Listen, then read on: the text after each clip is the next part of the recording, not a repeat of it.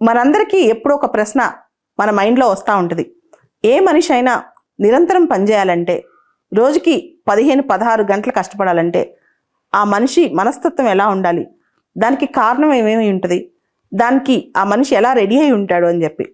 సాధారణంగా ఒక మనిషి ఏ రోజు కష్టపడాలన్నా లేదా ఏ రోజు బ్రతికుండాలన్నా అతనికి ఆహారం కావాలి, ఆవాసం కావాలి, గాలి కావాలి, నీరు కావాలి అనుకుంటుంటాం. అన్నిటికన్నా ఇంపార్టెంట్, వీటన్నిటికన్నా ముఖ్యమైనది ఆ మనిషికి పట్టుదల కావాలి, అంతకుమించి శ్రమించే మనస్తత్వం కావాలి, అంతకుమించి జీవితంలో ఏదో ఒక కసి ఉండాలి, ఏదో ఒకటి సాధించాలి, ఏదో ఒకటి చేయాలి.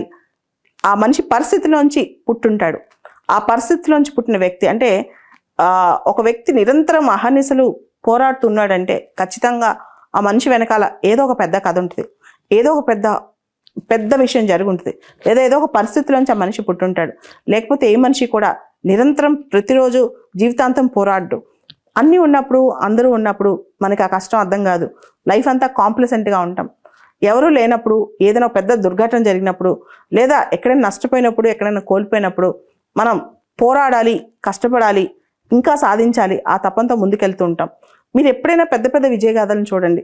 అది అబ్రహాం లింకన్ స్టోరీ అయినా, విన్స్టన్ చర్చిల్ స్టోరీ అయినా, మార్టిన్ లూథర్ కింగ్ స్టోరీ అయినా, ఆంగ్ సాన్ సూకీ స్టోరీ అయినా, నెల్సన్ మండేలా స్టోరీ అయినా, లేదా పిఎం మోడీ స్టోరీ అయినా, అండ్ చాలా మంది మీరు గమనిస్తే అట్టడుగు స్థాయి నుంచి పైకి వచ్చిన వాళ్ళందరూ కూడా చాలా పెద్ద పెద్ద దెబ్బలు తిన్న వాళ్ళే, చాలా పెద్ద పెద్ద కష్టాలు పడిన వాళ్ళే.